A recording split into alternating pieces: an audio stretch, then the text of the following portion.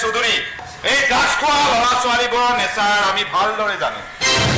ইহঁতে গাছ খাবলৈ টকা নেপালে চুৰি টকাই কি মাৰ্ডাৰো কৰিব পাৰে বৰপেটা ৰোডত মঞ্চস্থ হয় নাট্যকাৰ ৰাধেশ্যাম কলিতাৰ ৰচনা আৰু পৰিচালনাৰে নাট মহাষ্টমীৰ মহাবলী সাম্প্ৰতিক সময়ৰ যুৱ উশৃংখলতা অভিভাৱকসকলৰ অসহায় অৱস্থা মাৰাত্মক ড্ৰাগছে কেনেকৈ যুৱ প্ৰজন্মক ধ্বংস কৰাৰ লগতে এটা পৰিয়াল সকলো সপোন বিধ্বস্ত কৰে তেনে এক বাস্তৱ পটভূমিৰ আধাৰত বৰপেটা ৰোডত মঞ্চস্থ হয় নাট্যকাৰ ৰাধেশ্যাম কলিতাৰ ৰচনা আৰু পৰিচালনাৰে নাট মহাষ্টমীৰ মহাবলী বৰপেটা ৰোডৰ জয়ন্ত হাজৰিকা সংঘৰ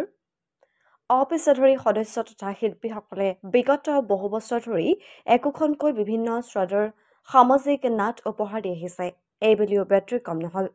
নাটখনৰ শুভ উদ্বোধন কৰে অমৰ শিল্পী জয়ন্ত হাজৰিকাৰ সহধৰ্মিনী সৌগায়িকা মনীষা হাজৰিকাই মঞ্চত মন্ত্ৰী পৰিচালন কৰে বিটিআৰৰ ইয়ম গৌতম দাসে নাটখনৰ উপস্থাপন শৈলী সংলাপৰ লগতে অৰ্থবহ সংগীত নিখুঁত পোহৰ সামগ্ৰী পৰিচালনাত জনপূৰ্ণ প্ৰেক্ষাগৃহত উপস্থিত থকা প্ৰতিগৰাকী দৰ্শকে প্ৰতিটো দৃশ্যতেই হাতচাপৰে সঁহাৰি দিয়াৰ লগতে নাটৰ শেষত সকলোৱে দক্ষ অভিনয়ৰ ভৰসীৰ প্ৰশংসা কৰে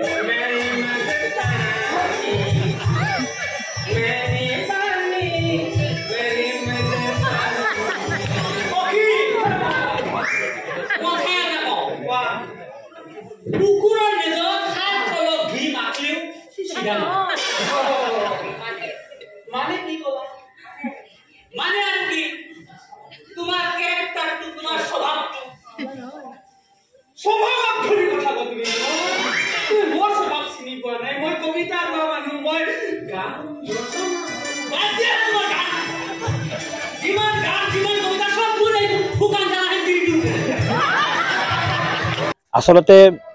এই জয়ন্ত হাজৰিকা সংঘত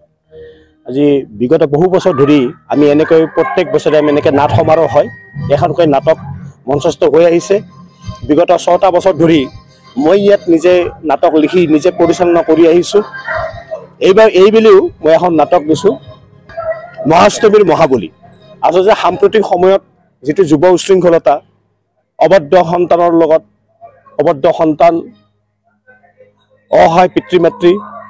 মাতৃৰ সন্তানৰ যিটো সম্পৰ্ক আৰু আজি যেনেকৈ যুৱ উশৃংখলতা হৈছে তাৰ বাবে আচলতে দায়ী কোন এই সকলোবোৰ প্ৰশ্নৰ উত্তৰ বিচাৰি বা সকলোখিনি কথা সকলোৰ আগত দাঙি ধৰিবলৈ মই এই নাটকখন লিখি উলিয়াইছোঁ ৰাইজে বিপুল সঁহাৰি দিছে মই নথৈ আনন্দিত বৰপেটা ৰোডৰ স্থানীয় কিছু শিল্পী কিছু সংস্কৃতিপ্ৰেমী লোকৰ দ্বাৰা জয়ন্ত হাজৰিকা সংঘৰ উদ্যোগত আজি মহাষ্টমীৰ মহাবলী নামৰ এখন নাট মঞ্চস্থ হৈ আছে বৰপেটা ৰোডত আৰু জয়ন্ত হাজৰিকা দেৱৰ তেখেতৰ সহধৰ্মিনী মনীষা হাজৰিকা বাইদেউ আজি আহি ইয়াত উপস্থিত হৈছে তেখেতে এই